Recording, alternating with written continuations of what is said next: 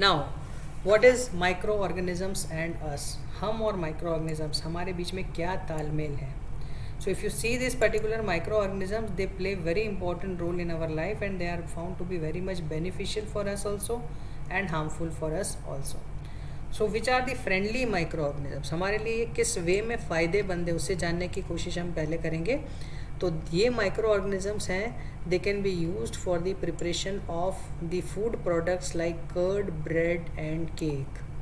अब देख लीजिए, curd is very helpful for us, bread is eaten by us every day or the other and cakes are our favorites. इन तीनों चीज़ों को अगर जानने की कोशिश करें तो खाने की ये तीनों चीज़ें हमें बहुत पसंद होती हैं.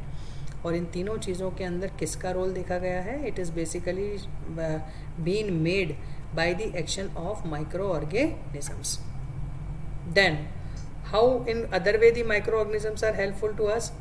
These microorganisms are very much helpful to us in cleaning up the environment. बहुत इम्पॉर्टेंट चीज़ देखिए, हम अपने घर का निकला हुआ कचरा, nowadays you might have seen that vans are moving around your houses and collecting all the waste in the form of what, vegetable peels and whatever material you throw out of your houses. Now what is happening to this particular waste in the form of vegetable और fruit waste? It is been dumped inside the soil. इसे क्या किया जाता है? Soil के अंदर dump कर दिया जाता है and it is been converted into organic material. In the sense it can be made into the manure and can be used in the form of what? Giving it to the plants in the form of a nutrient source. So this nutrient source is basically being provided to what? The plants by using the waste from your houses. अब हमने सारे waste को इकट्ठा करके एक जगह ले जाके डंप कर दिया, उससे हमने मैन्योर बना लिया जो प्लांट्स के काम में आ गया, और इस तरह से हमने अपने एनवायरनमेंट को भी क्लीन रखा and it is basically made into a useful form. नहीं तो अगर ये खुले में हमने डाल दिया होता तो ये शायद हमारे ही लिए बीमारियां फैलाने का काम करता, अलग अलग तरह के मॉस्किटोज़ को प्रमोट करता, वही मॉस्किटोज़ आके हमें काटते, या किसी और तरह के एनिमल्स को ग्रोथ के लिए प्रमोट करता, तो वो हमारे लिए डेंजरस हो सकते थे. And that is the way by which we need to use this particular waste product in the useful form, and that is the way by which these microorganisms are very much helpful to clean up the environment. Then these microorganisms are also helpful in preparation of medicines. You might have come to know that large number of medicines are being prepared with the help of bacteria and various types of fungus. कई तरह के bacterias और कई तरह के fungus को use में ला करके हम क्या बनाते हैं? मेडिसिन्स बनाते हैं. And these medicines are playing a very important role inside our body because whatever diseases are caused by the bacterias and fungus will be killed by the medicines prepared from bacteria and fungus only. हमारी body में bacteria और fungus ने जन्म लिया, वो multiply हो रहे हैं, उनको मारने का काम भी बैक्टीरिया और फंगस ही करेंगे because medicines are basically nothing but what, they are nothing but been the concepts which are being made with the help of combination of various types of these microorganisms only. So that is why preparation of medicines also plays a very important role in our lives, and that is why it protects our lives from the attack of microorganisms. Lastly, how microorganisms can be friendly in other way, that it increases the soil fertility. Soil की fertility को बढ़ाने का काम ये microorganisms करते हैं. How it do it? That as I discussed it in the previous class also, that there are certain plants present on this earth which shows the presence of what? It shows the presence of what? Legumes. Legumes क्या चीज़ होती है? कुछ roots के अंदर दानेदार structures होते हैं जिसके अंदर you will see the presence of bacterias, and these bacterias basically fix the nitrogen from the atmosphere, and thus you will be able to see that this particular bacterias are helpful to fix the nitrogen from the soil. और जितना ज़्यादा nitrogen ये bacteria environment से खींचकर soil में लाएंगे उतनी ही ज़्यादा क्या बढ़ेगी? सॉइल की फर्टिलिटी बढ़ेगी. So in this way if the soil fertility is increased by the action of bacteria, it is found to be very much useful for us. Thus we have studied so many things about the usefulness of microorganisms. How are they useful? They are useful for the preparation of curd, bread and cake. they are useful for cleaning up the environment, they are useful for doing what, breaking down the harmless substances into harmless forms, then they are also used for the preparation of medicines, and they are also useful in the increasing of soil fertility on this earth. So that is why you can say that microorganisms are very very beneficial for us. One of the other use which they have given here is the microorganisms are also being used for the production of alcohol. Alcohol is a type of product which is basically prepared by the fermentation process. How it is prepared, this we will see in the next part of the chapter. Now we come down to this part and let us try to understand that how microorganisms are helpful for the preparation of curd and bread. Curd और bread बनाने के लिए किस तरह से microorganisms हमारे लिए useful है उसको जानने की कोशिश हम करेंगे. So if you see this particular process you might have seen कि whenever we make the curd जब भी हम बनाते हैं what do, we take milk and we warm up the milk को पूरी तरह से बॉईल नहीं करते हैं, हम थोड़ा सा उसको गर्म कर लेते हैं. And we put a spoonful of the curd inside this milk. एक छोटा सा चम्मच दही लेकर के उस दूध में डाल देते हैं.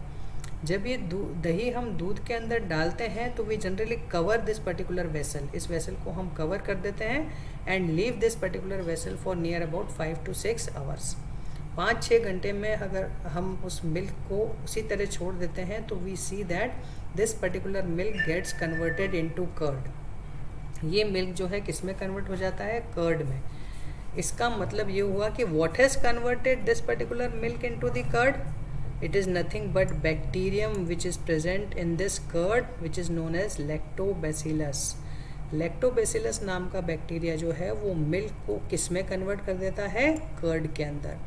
And this particular bacteria is very very beneficial for our health. You are always been asked, हमेशा आपसे कहा जाता है कि दही खाना चाहिए, दही बहुत अच्छा होता है, it increases the strength of your bones, it is very good for your teeth, it is also found to be very good for your digestion process. बहुत से प्रोसेसेस के अंदर कर्ड का बड़ा बेनिफिट बताया गया है. Why, because it basically shows the presence of a bacteria which is capable of promoting all this activity in your body. तो इसीलिए कर्ड का बनना हमारे लिए बहुत ही यूज़फुल माना गया है. And it is nothing but made by the action of bacterium lactobacillus.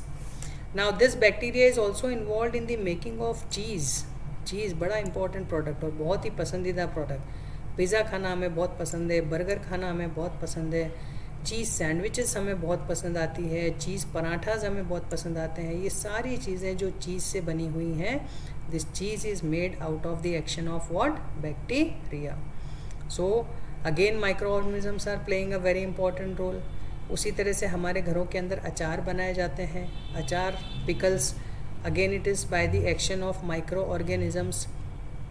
So large number of food products which we are making in our homes, they are basically been made by the action of bacteria.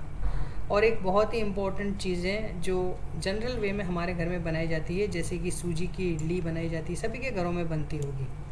अब सूजी की इडली बनाने के लिए क्या करते हैं हम लोग, we take suji and put some amount of curd into it.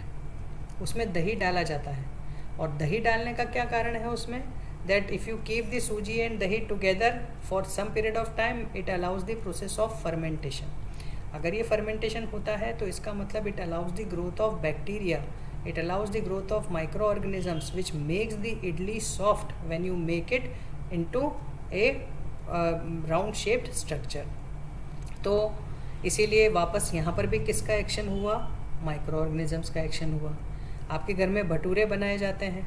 Bhatura कैसे बनाया जाता है, you take the flour, what flour taken is taken, मैदा के रूप में हम फ्लोर को लेते हैं. And this particular flour is being brought in contact with what, again curd. इसमें भी क्या चीज़ डाली जाती है, दही डाला जाता है. और जब दही में आटा मिला करके और करीबन 3 से 4 घंटे रखा जाता है. सी this particular is shown in figure, इस फिगर में दिया गया है.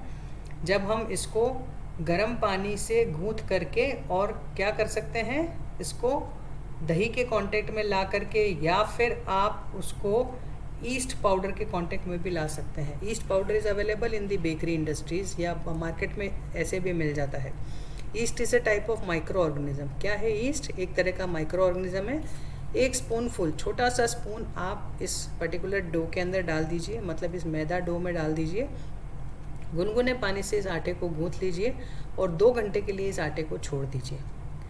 If you do this particular process you can see the 2 balls which are shown here. ये 2 balls जो यहाँ पर दिखा रखी है आप देख सकते हैं. First is maida with east powder. और 3 से 4 घंटे के बाद में जब हमने इसको देखा तो the maida has raise to double of its level.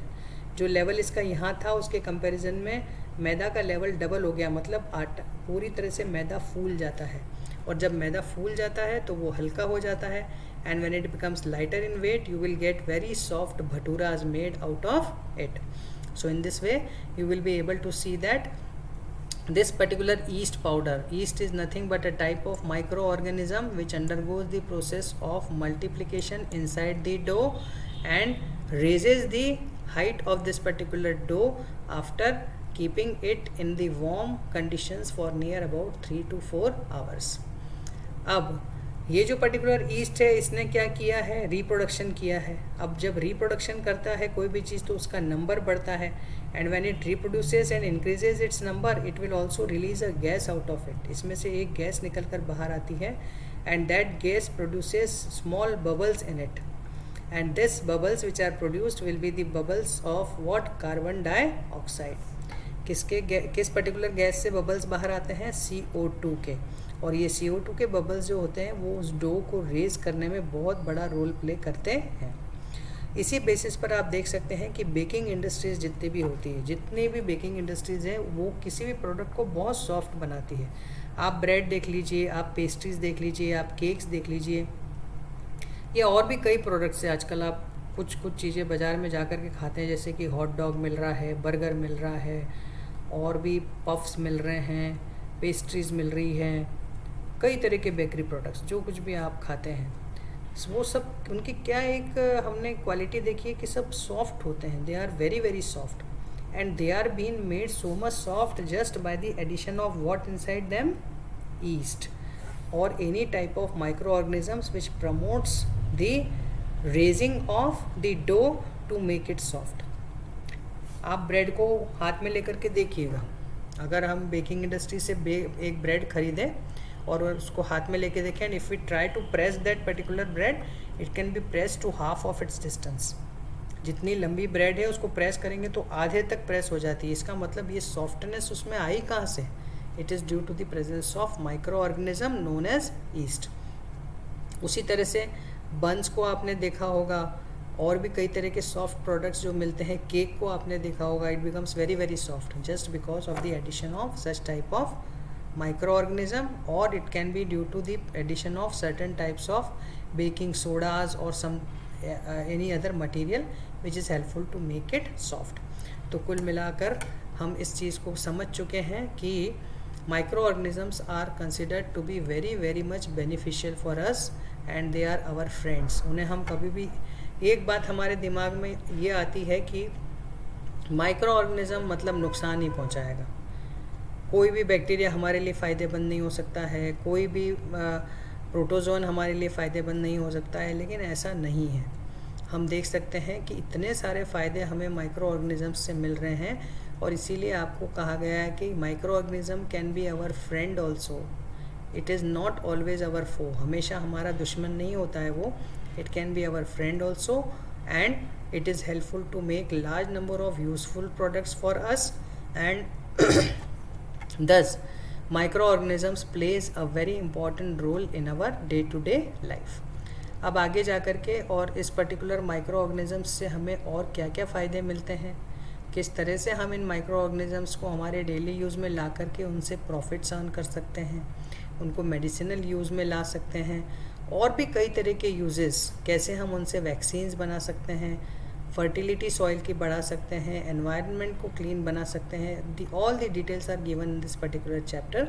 So I will be explaining you this particular part in the next session. Okay, so I hope you might have understood all these things. बहुत ही familiar चीज़ें हैं जो हम day to day life में देखते हैं और इसको देखते हुए हमें इन फैक्ट्स को जान लेना चाहिए कि micro organisms are never always harmful for us. They are found to be many a times beneficial for us, and that is why we should try to understand the importance of microorganisms on this earth. Okay, thank you very much.